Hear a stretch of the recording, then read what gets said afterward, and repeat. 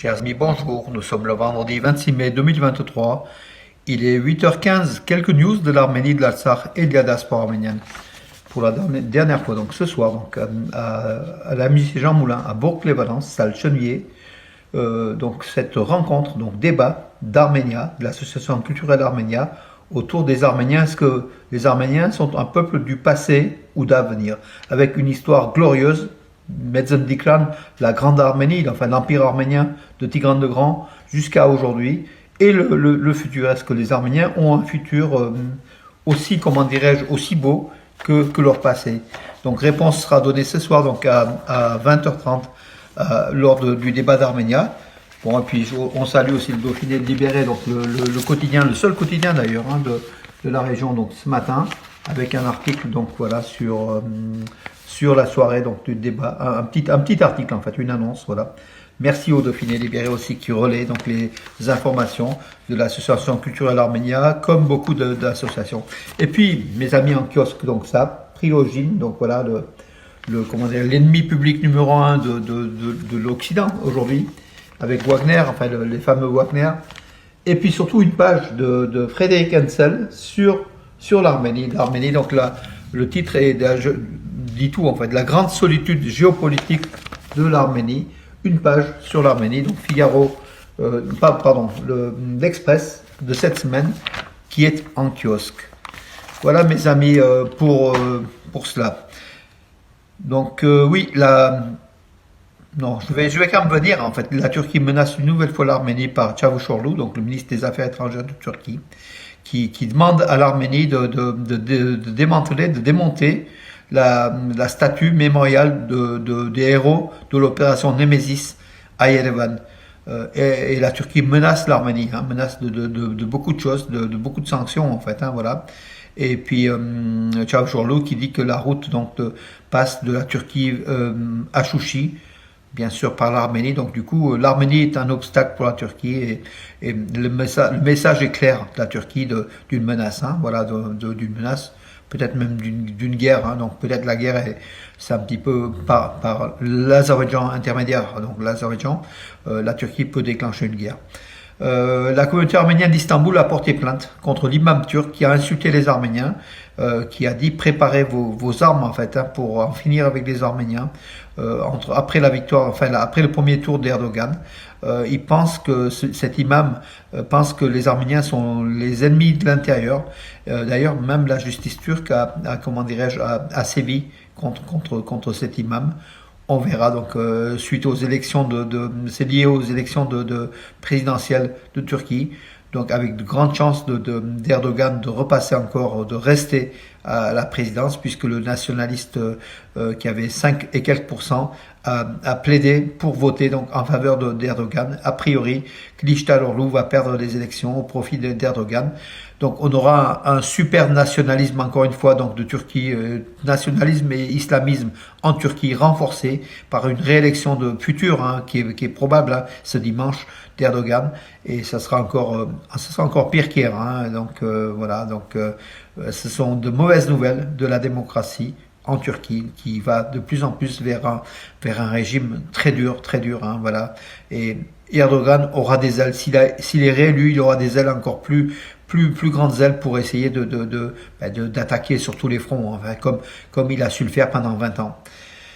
Voilà mes amis, donc hier à Moscou, donc Pachinian, Poutine, Aliyev, donc rencontre. Donc lors de la rencontre de la CE, donc Communauté économique eurasienne, Poutine a qualifié l'économie de l'Arménie d'extraordinaire en fait. Il a demandé à tous ses partenaires de faire aussi bien que l'Arménie, qui affiche plus de 12%, plus de 13% de croissance économique pour l'année 2022. Et Pachinian a précisé que le premier trimestre 2023 partait sur les mêmes bases, entre 12 et 13% donc de croissance économique, ce qui est extraordinaire. Voilà un très bon point pour l'Arménie, et donc que Poutine a pris en exemple face aux autres chefs d'État, 6-7 pays qui font partie de l'Union économique eurasienne. Et puis après, donc, rencontre entre Aliyev, Poutine et Pachinian, voilà. Pour le Moscou, il n'y a aucun problème. Donc, les obligations du 9 novembre 2020 sont toujours en place. Pachinian a quand même reproché à la Russie de faillir à sa mission de surveillance du corridor de la Chine. Ce qui est intéressant, c'est qu'en fait, Pachinian a invectivé directement Aliyev en disant que vous parlez du corridor de la Chine qui n'était pas conclu, donc qui n'était pas inclus dans les accords du 9 novembre 2020. Et puis vous parlez du corridor de Zangezur. Et Aliyev a dit non, c'est un jeu de mots. Enfin, il n'y a pas de corridor de Zangezur. On n'a aucune prétention sur l'Arménie. Alors, Aliyev change à chaque fois de version, en fait. Bakou a affirmé reconnaître l'Arménie et que Bakou n'avait aucune prétention sur l'Arménie et qu'il ne s'agissait pas du corridor du Zangezur, c'était un terme qui était, comment dire, usé de façon inappropriée. Voilà, donc en fait, un retour en arrière à 180 degrés de la politique de l'Azerbaïdjan qui, Aliyev, donc face à Poutine et à Pachinian, a un petit peu, comment dirais-je, est revenu sur ses propos en disant non, vous m'avez mal compris, l'Azerbaïdjan n'a pas de prétention sur l'Arménie, sur le corridor de Zangezur. Il ne s'agit pas d'un corridor, il s'agit d'un passage, voilà, donc avec la souveraineté de l'Arménie. En fait, voilà. Et puis après, les trois hommes se sont rencontrés et Poutine a donné rendez-vous dans une semaine à une nouvelle rencontre entre lui, Aliyev et Pachinian. Il semblerait que les choses avancent en fait. Voilà, donc c'est ce que veut faire croire aussi donc Moscou.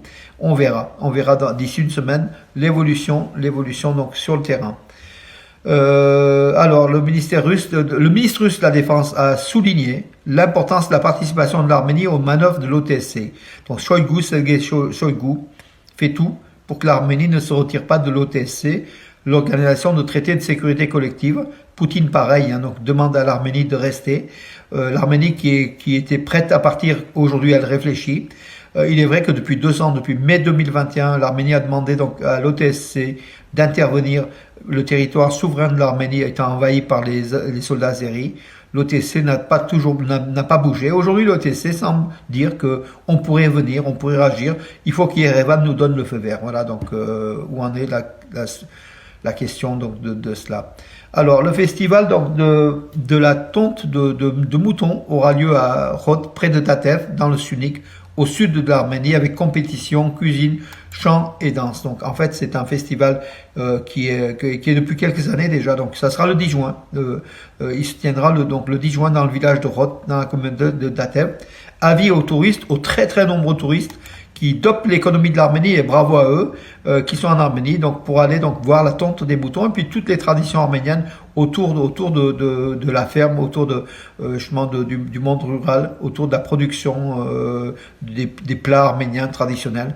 Il faut y aller, donc si vous avez l'occasion, près de Datev, donc dans le sud de l'Arménie, mes amis, il faut y aller si vous êtes en Arménie le 10 juin. Alors, que dire d'autre? Ben écoutez, donc on a fait le tour, donc effectivement, donc l'axe c'était Moscou, la rencontre hier, les rencontres donc hier, Pachinian, qui a très très bien répondu en fait, tant à Aliyev qu'à Poutine, qui a demandé à la Russie de remplir ses obligations. Et Poutine a dit oui, a reconnu, voilà, tout simplement. On verra dans les jours qui viennent la situation sur le terrain, le corridor de la Chine, et puis la rencontre d'ici une semaine, dans une semaine, entre les trois chefs des États d'Arménie, d'Azerbaïdjan et de Russie, voir ce qu'il en est pour le déblocage du corridor de la Chine. C'est la question numéro 1, la question clé. Et puis la question de la sécurité du sud de l'Arménie aussi, voilà. Avec la Coupe d'Italie, Henrik Mkhitaryan, le plus grand joueur arménien de tous les temps, a remporté son 21e titre des titres européens, des titres des championnats donc nationaux, Italie, Angleterre, Ukraine, Allemagne, là où il est passé, donc Henrik a fait des records, il cumule les trophées, il a gagné avec la Coupe d'Italie, le 21e titre de sa carrière. Voilà, et donc on verra en finale de la Champions League le 28 mai à Istanbul face à Manchester City. A priori, il se remet de sa blessure, donc Henrik, il pourra prendre part au match donc entre l'Inter de Milan et Manchester City. Voilà mes amis pour aujourd'hui, j'en ai terminé. Je vous donne rendez-vous à demain et très bonne journée ensoleillée. Bonne journée.